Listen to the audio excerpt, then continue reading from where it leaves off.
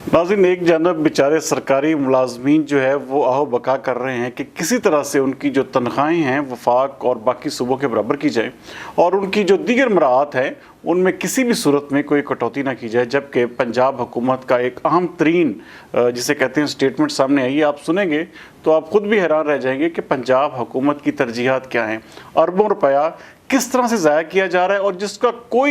कोई फ़ायदा नहीं, जिसकी कोई ज़रूरत नहीं है। मैं आपको इसके हवाले से उनकी जो एक स्टेटमेंट है जो पंजाब हुकूमत की जानब से प्रेस रिलीज जारी हुई है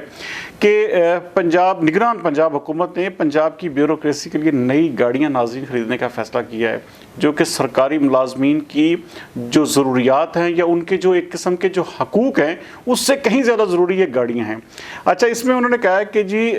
तकरीबन 2.25 अरब रुपया जो है उन्होंने मुख्तस कर दिया है। इसमें हर डिवीज़न में जो तैनात एडिशनल कमिश्नर है उसके लिए एक 1.5 आल्टस खरीदी जाएगी और उसके साथ साथ जो एडिशनल डिप्टी कमिश्नर है और उसके लिए यारस 1.3 खरीदी जाएगी और जो वहाँ पर असिस्टेंट कमिश्नर तैनात है जिनके पास ऑलरेडी डबल कैबन है उनको जो है अब रीवो दिए जाएंगे। नाजरीन, डबल कैबन 4x4 रीवो जो है हर तहसील में जो भी असिस्टेंट कमिश्नर है उसको रीवो दिया जाएगा और उसके साथ साथ जो असिस्टेंट कमिश्नर के पास इस वक्त गाड़ियाँ ये तहसीलदारों को दी जाएंगी। नाज़रीन, तरजीहात की तो जिसे कहते हैं खीर नहीं होगी कि हमारा मुल्क जो है, पहले कहा जाता है जी कि हम बड़े माशी बहरान का शिकार हैं, हमारे लिए इस वक्त जो है वो हर तरफ से जो है वो IMF जो आंखें दिखा रहा है, बाकी हमारे जो अखराजात हैं वो हुकूमत के पूरे नहीं हो रहे, जबकि ये अरबों रुपया जो है जिसका कोई न सर है न पैर है, जिसकी कोई ज़रूरत तक नहीं है।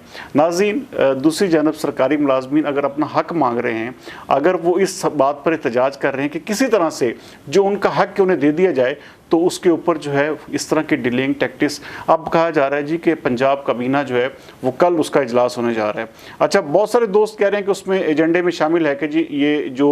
तनख्वाहों और पेंशन के मामलात हैं ये कल एजेंडे में शामिल हैं। हमारी तो दिली दुआ है नाज़रीन कि अल्लाह ताला इनको जिसे कहते हैं अक्ल सलीम अता फरमाए, इनको अक्ल दे, शऊर दे। कम अज़ कम ये जो बेचारे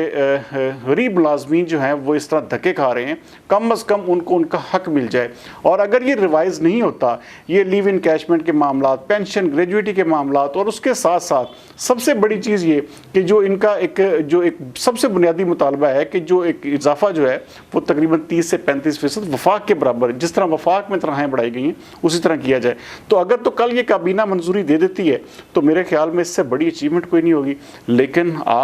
मैं अभी तक मेरे सामने जो एजेंडा आया उसमें कोई वाज़े तौर पर उसमें मियाँ वाली को डिस्ट्रिक्ट बनाने का एजेंडा शामिल है, उसके अलावा ग्रांट्स शामिल हैं, उसके अलावा मुख्तलिफ तरक्याती मनसूबे हैं, वाइस चांसलर एक की तैनाती वाज़े लिखा हुआ है कि उसके वो भी एजेंडे में शामिल है। उसके अलावा कुछ ऑफिसर्स हैं जो उनके एग्जीक्यूटिव ऑफिसर्स हैं, उनकी जो है वो उन्होंने कहा है कि जी इनकी जो है वो तैनाती के लिए ये कल काबीना में वो भी एजेंडे में शामिल है। लेकिन अभी तक मुझे नज़र नहीं आया। लेकिन हो सकता है कि बहुत सारे लोग क्योंकि ये धड़ाधड़ मैसेजेस फॉरवर्ड कर रहे हैं कि जी पंजाब काबीना का कल जो होने वाला इजलास है उसमें ये एजेंडा शामिल है। और दूसरी जानब मलिक अहमद खान साहब ने एक ट्वीट किया है कि जी मैंने वज़ीर आज़म साहब आए हैं, उन्होंने कहा है जी कि मैंने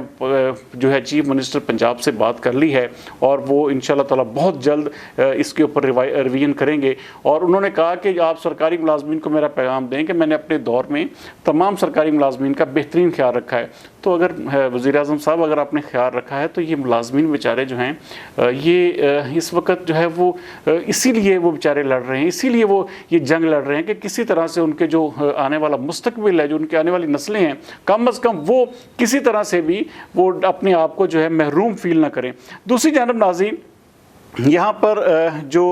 अगीगा के जो एपिका के मरकज़ी सदर भी हैं और पंजाब के चेयरमैन हैं, उनका जो बयान है ये ना कुछ कन्फ्यूजन फैला रहा है। कन्फ्यूजन इसलिए फैला रहा है कि वो एक ही नशिस्त में एक ही बयान में वो ये फरमा रहे हैं कि जी बहुत जल्द हमें खुशखबरी मिलने वाली है, हमारे राब्ते जो हैं वो मलिक अहमद ख़ान के साथ बहुत मस्बत जा रहे हैं और वो मुसलसल हमें आपको बस जो है एक आध दिन के अंदर अंदर खुशखबरी मिलने वाली है। जबकि उसी बयान में वो अपने एक इजलास की सदारत कर रहे थे वहाँ पर लाहौर में, तो वहाँ पर उसी बयान में वो ये कह रहे हैं कि जी अगर हमें हक ना मिला तो हम फिर ये दोबारा से धरना देंगे, दोबारा से एहतजाज करेंगे, दोबारा से हम रोड्स पर आ जाएंगे। तो उन्होंने ये वाज़े तौर पर तमाम मुलाजमीन को कहा है कि मुलाजमीन जो हैं वो एक दिन के नोटिस पे तैयार रहें, अगर तो ये मंजूरी हो जाती है तो हम जश्न मनाएंगे, अगर नहीं होती तो दोबारा से एहतजाज करेंगे। नाज़रीन, नो डाउट होना भी ऐसे चाहिए, लेकिन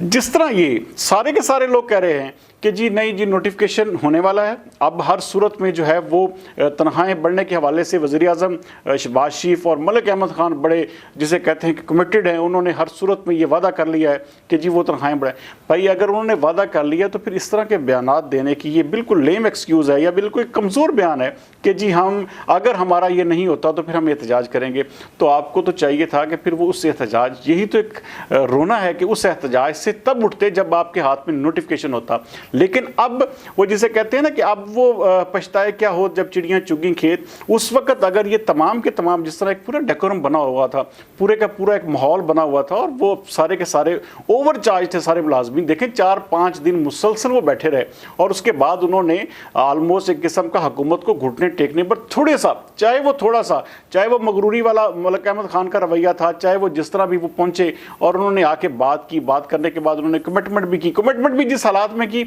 वो भी मैं आपको बता चुका हूँ, लेकिन उसके बावजूद आप वहाँ पर एक किस्म का जमे बैठे थे और बड़ी मुश्किल से आपको पता है कि पूरे पंजाब के मुलाजमीन को इस तरह रेगुलेट करना, पूरे मुलाजमीन को चार्ज करना और चार्ज करके फिर एक जगह पर लेके आना फिर बिठाना, ये बहुत बड़ा टास्क होता है। आपको पता है कि जितनी भी बड़ी बड़ी सियासी पार्टीज़ हैं वो जब एहतजाज करती हैं तो उनके कई दिन लगते हैं, इस हवाले से मुसलसल वो लॉन्ग मार्च की शक्ल में पहुँचते हैं और फिर आहिस्ता आहिस्ता एक मोमेंटम बनता है। और बहुत सारे बड़े बड़े हमने पार्टीज़ देखी हैं जो जिनके लॉन्ग मार्च बुरी तरह फेल हुए और जिनके जिसे कहते हैं कि कोई रिजल्ट नहीं निकला। तो ऐसा अब एक रिजल्ट निकलने की उम्मीद पैदा हो चली थी, तो ये नोटिफिकेशन लेकर उठना चाहिए था। बहरहाल अब कल पंजाब कैबिनेट का इजलास हो रहा है और इस वक्त तमाम के तमाम लोगों को सिर्फ और सिर्फ इसी चीज़ पर फोकस करने की ज़रूरत है कि ये जो गवर्नमेंट अल्ले तल्ले निगरान पंजाब हुकूमत करने जा रही है, अरबों रुपया एक फजूल किस्म की एक्टिविटी के लिए रख दिया है कि भाई इतने अरब रुपया जी मुख्तस कर दिए जी गाड़ियों के लिए। भाई गाड़ियाँ कौन सी, किसकी ज़रूरत है गाड़ी?